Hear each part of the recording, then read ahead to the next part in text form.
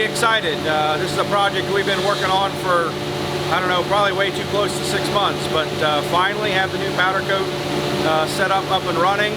We got the new oven finished up and fired up the other day. It's an 8x8x10 oven, and we have an 8x8x12 spray booth, and we've had the new powder coat done for a little while. We've been using it over in the other shop with our small oven set up.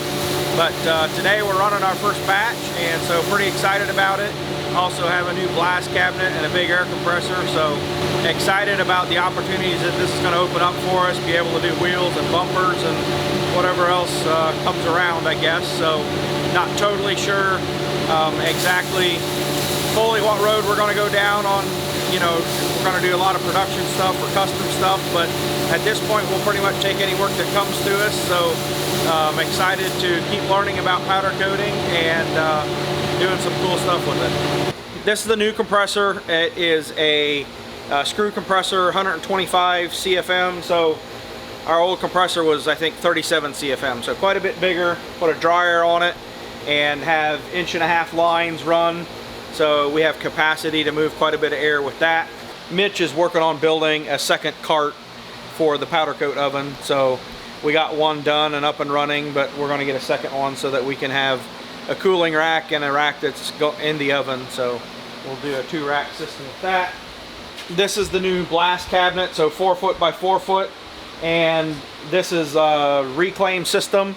So pretty much all of the media gets sucked over into that system, goes through a cyclone filter. The media falls back down into the blast pot, and then all the dust gets caught in the filters over here. And really nice system. So it, I mean, really speeds up the blasting pretty drastically. This has a 5/16" nozzle, whereas our old setup only had an 1/8" nozzle, and it's probably 6 times faster getting blasting done. So that's really nice, not having to sit there and blast for forever. But then we ended up putting these tubes on the end here so that we can slide our longer traction bars through. But then I also have plans on, we have a container outside that I would like to turn into a blasting room to where we can do some bigger objects, bigger stuff with blast pot. So yeah, definitely a pretty big upgrade on the sandblasting side of it.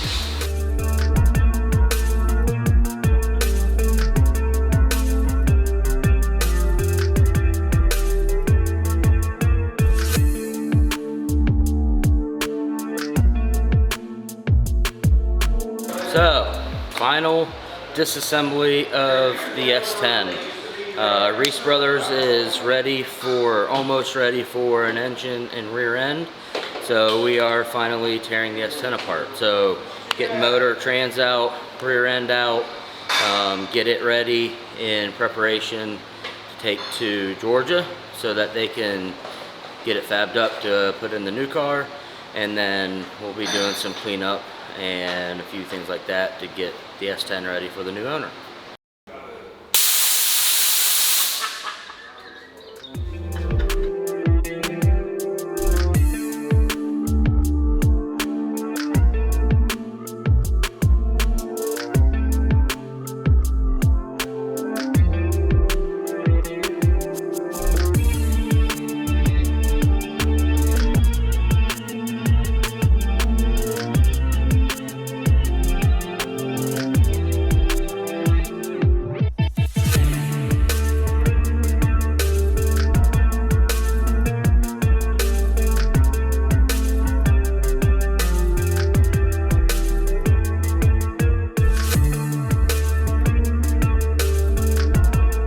Alright, well, we got the S10 torn down, got the rear end out of it, the engine out of it. I took the engine, rear end, and a couple other parts down to Reese Brothers Race Cars last week. I dropped it off to get in the new 70 Duster Pro Mod that we're putting together, and it's going to be quite a treat to see that car go together. Those guys are hardcore racers. They know chassis very well, and I'm really excited to be able to get this new chassis back together. We're hoping to get a car that has 2,500 pounds without the driver. So if we get a driver in it, we'll be 2,800 pounds, and hopefully be able to get our 60 foots where we've always wanted to get the S10 to, and be able to go fast and set new records, break new barriers, and go faster. That's the whole point of this Pro Mod series for us, is so that we can keep pushing the engine platform forward, making more horsepower, and having a chassis to put it all to the ground. So stay tuned. You can look for Reese Brothers Race Cars, their YouTube channel. They'll be posting some updates of the cars as they go along. And the car should be ready for paint and powder coat in about 5 weeks. Then after that it comes back, and it's about 200 hours to put a car together with wiring harness, all the fit and finish for the turbos, fuel system, etc. to get it back together. We are going to put a new Bosch system in the car for a standalone harness, because the buyer of the S10 wants to keep this Bosch system, so we're going to keep this system in the truck and build a new system for the car.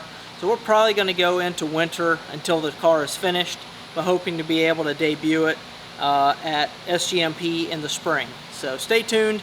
We're really excited for this new build. It's going to be a great time.